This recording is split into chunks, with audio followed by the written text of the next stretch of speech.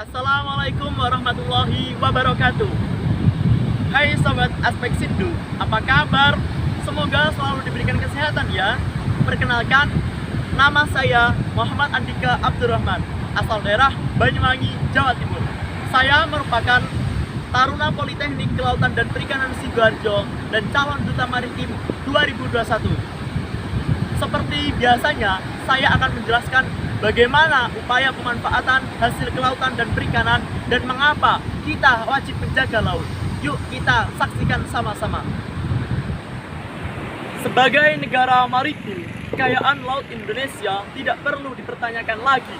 Bahkan 2/3 dari luas keseluruhan negara Indonesia terdiri dari perairan, sehingga hal tersebut menjadi salah satu faktor melimpahnya kekayaan laut di Indonesia. Kekayaan laut Indonesia. Berbicara mengenai kekayaan laut yang dimiliki oleh negara Indonesia, pastinya sudah tidak perlu dipertanyakan lagi. Tetapi yang menjadi masalah sekarang ini adalah banyak masalah yang dihadapi, sehingga membuat negara Indonesia masih tertinggal meskipun memiliki kekayaan laut yang melimpah. Misalkan, banyak orang yang menggunakan pukat harimau untuk menangkap ikan atau menggunakan alat-alat lain yang dilarang oleh pemerintah. Penggunaan pukat harimau untuk menangkap ikan akan merusak terumbu karang yang menjadi tempat tinggal ikan. Terkadang, banyak warga asing yang juga mencuri kekayaan laut di wilayah teritorial Indonesia. Selain itu, kurangnya keterampilan dan skill dalam mengolah hasil laut dan masih banyak lagi masalah lain yang dihadapi.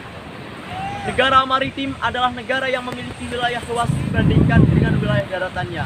Wilayah perairan Nusantara yang luas menjadi bukti bahwa Indonesia memiliki potensi sumber daya kelautan yang besar pula. Apabila dimanfaatkan dengan baik, sumber daya kelautan ini dapat mendongkrak perekonomian negara. Lantas, bagaimana cara memanfaatkan laut untuk meningkatkan perekonomian negara?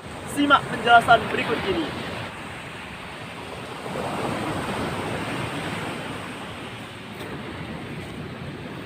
1.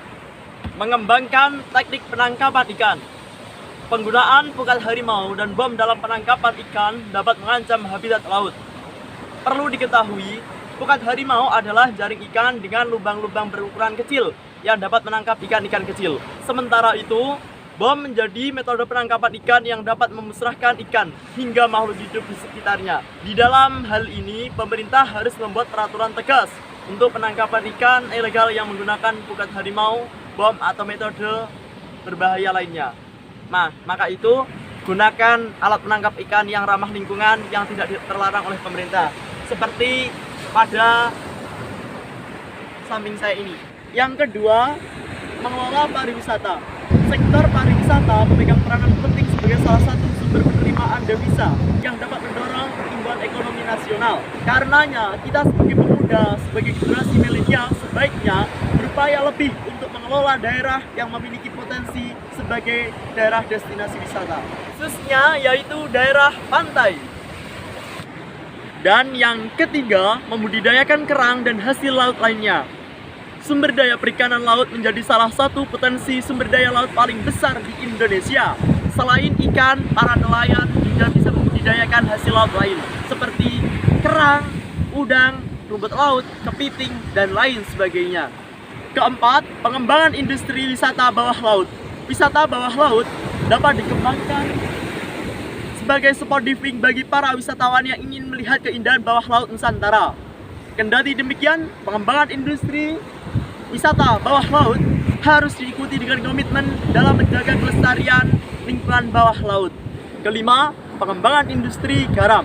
Dengan wilayah laut yang luas, garam menjadi salah satu potensi terbesar yang bisa dimanfaatkan untuk meningkatkan perekonomian masyarakat. Dan yang keenam, kerajinan kerang laut yang berasal dari cangkang kerang kosong yang banyak ditemukan di pantai dan juga sisa dari kerang yang dikonsumsi. Cangkang kerang dibuat menjadi kerajinan tangan, bisa berupa gantungan kunci, kalung, figura, vas bunga, tirai, hiasan lampu, hiasan cermin, dan juga hiasan meja. Kegiatan kerajinan kerang laut dapat mengurangi sampah kerang yang tidak digunakan lagi dan mengubahnya menjadi benda bernilai ekonomi, sehingga menjadi salah satu mata pencarian bagi masyarakat. Itu tadi merupakan kegiatan pemanfaatan hasil kelautan dan perikanan. Selanjutnya, mengapa kita harus wajib menjaga laut. Alasan mengapa kita harus menjaga kelestarian laut. Agar populasi makhluk hidup di laut tidak punah. Agar penerus bangsa dapat melihat keindahan laut di negaranya sendiri. Agar laut tidak menjadi kotor. Terumbu karang terlihat indah.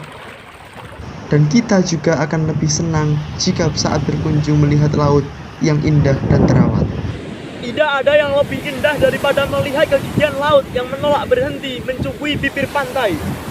Meski berkali-kali harus menjauh terbawa arus. Karena saat tua nanti hanya cerita yang bisa kau bagi sambil melihat cucumu berlarian di pasir pantai yang indah. Terima kasih sudah menyaksikan. Semoga bermanfaat. Salam semangat.